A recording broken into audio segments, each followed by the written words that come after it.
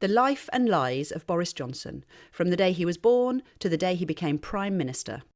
June 1964. Alexander Boris de Pfeffel Johnson is born in New York. His earliest recorded ambition is to become World King. 1982. In a letter to Johnson's father, an Eton schoolteacher writes of the 17-year-old Boris Johnson, "He sometimes seems affronted when criticised for what amounts to a gross failure of responsibility, and surprised at the same time that he was not appointed captain of the school for the next half. I think he honestly believes that it is churlish of us not to regard him as an exception, one who should be free of the network of obligation that binds everyone else." 1983. Johnson becomes a leading member of Oxford University's male-only Bullingdon Club. During his tenure, the club's members indulge in sexist taunting, vandalism, restaurant trashing, bullying and ritual humiliation of the poor. One recruiter for the club will later describe it during Johnson's time, saying Bullingdon members found it amusing if people were intimidated or frightened by their behaviour. I remember them walking down a street in Oxford in their tails, chanting "Buller, Buller," and smashing bottles along the way just to cow people. Boris was one of the big beasts of the club. He was up for anything. They treated certain types of people with absolute disdain and referred to them as plebs. 1984. Sixth former Damien Furness visits Johnson's Oxford College for his entrance interview. Many years later, he will relate what happened. "I was staying the night and had an evening to kill in the college bar. Johnson was propping it up with his coterie of acolytes, whose only apparent role in life was to laugh at his jokes. In the course of my pint, I felt obliged to finish. He mocked my speech impediment, my accent, my school, my dress sense, my haircut, my background, my father's work as a farm worker and garage proprietor, and my prospects in the scholarship interview I was there for. His only motivation was to amuse his posh boy mates." 1987. At the age of 23, Johnson marries the daughter of a millionaire art historian. Fresh out of university and aided by family connections, he lands a traineeship at the Times newspaper. 1988. Johnson is sacked as a trainee at the Times for making up a quote on his first front-page story. 1990. Johnson conspires with his Bullingdon Club friend Darius Guppy to have a fellow journalist assaulted.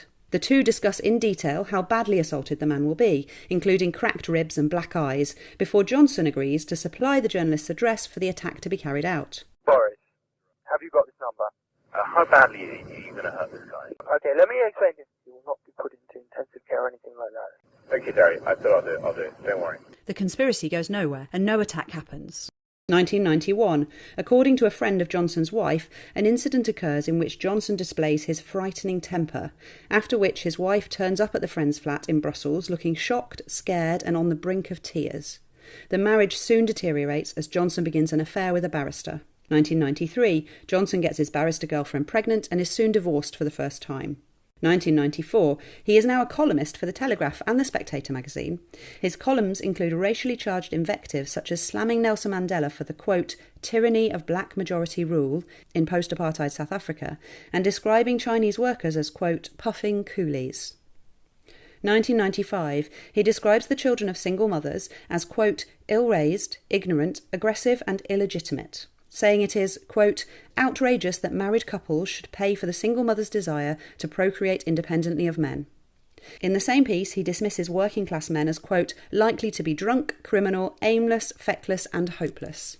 1998. Delighting in the resignation of gay Cabinet Minister Peter Mandelson for accepting an undisclosed loan from a friend, Johnson describes the gay community as, quote, tank-topped bumboys. 1999. Johnson is made editor of The Spectator magazine, promising owner Conrad Black he will not stand to be an MP. 2000. Johnson begins a relationship with one of his employees. He promises her that he will leave his wife to marry her. He does not leave his wife. 2001. Breaking his promise to the owner of The Spectator, Johnson stands to be an MP.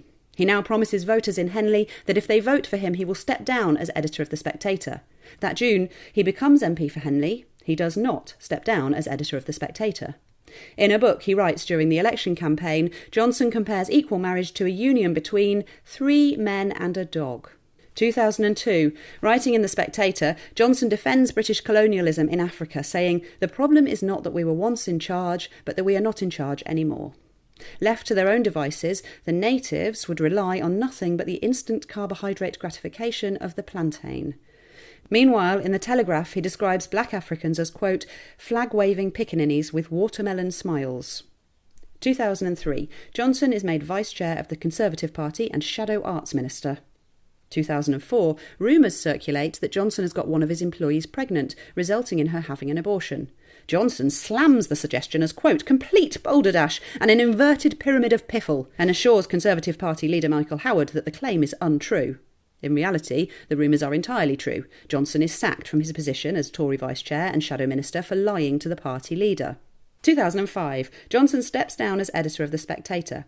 Advising his successor on how to deal with a senior female colleague, he says, just pat her on the bottom and send her on her way. 2008, Johnson becomes Mayor of London.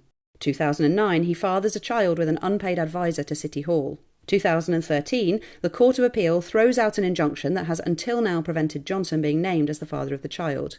3 judges rule that the public has a right to know about Johnson's, quote, reckless behaviour. By now, Johnson is having an affair with an American technology entrepreneur. Her company will receive £26,000 of public money while Johnson is mayor.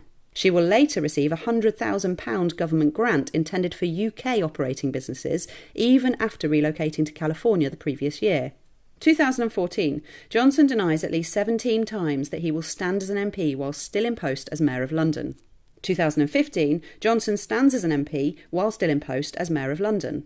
2016, hedging his bets, Johnson drafts 2 Brexit articles, one pro-Leave and the other pro-Remain. In his pro-Remain article, Johnson says the UK should remain, quote, intimately engaged in the EU, and that Brexit could cause an economic shock, the diminishing of Britain on the world stage, and the breakup of the Union. 2 days later, Johnson announces he will be campaigning for Vote Leave. On June 23rd, Britain votes to leave the EU. Prime Minister David Cameron resigns. Johnson is the leading figure to replace him, but his leadership campaign soon implodes when his own campaign manager, Michael Gove, says that Johnson is, quote, not capable of leading the country. Instead, Cameron is succeeded by Theresa May. She makes Johnson Foreign Secretary. 2017, Johnson fails to impress in the role, making a series of dangerous gaffes. Most notably, he significantly undermines the legal case of Nazanin Zaghari-Ratcliffe, a British Iranian held in Iran on charges of espionage. It will be a further 5 years before she is finally released. 2018, Johnson resigns as Foreign Secretary and returns to his £250,000 a year job as a columnist for the Daily Telegraph. He's soon using his column to label women who wear burqas as, quote, letterboxes. His brother Leo, who's married to a Muslim, slams Johnson for his, quote, bigotry. In the week following his outburst, Islamophobic incidents increase across the UK by almost 400%. Almost half of all reported in-person abuse directly references Boris Johnson or the language he used. Johnson is now having an affair with Carrie Symonds, a former communications director for the Conservative Party. Johnson and his wife will soon separate. 2019, police are called to Symonds' South London flat after reports of a serious altercation. Neighbours report hearing a woman screaming, followed by slamming and banging. Symonds is reportedly heard screaming at Johnson to, quote, get off me and get out of my flat. Symonds will soon be expecting a baby. It is the 5th time as a married man that Johnson has made another woman, who isn't his wife, pregnant. On the 19th of July, following an internal Conservative Party coup against Theresa May, Johnson fulfills his lifetime ambition and becomes Prime Minister of the United Kingdom. Everything in this film was known before the Tory party made him Prime Minister. His tenure has been an administrative and a moral failure. The question now is, what will Conservative MPs do about it?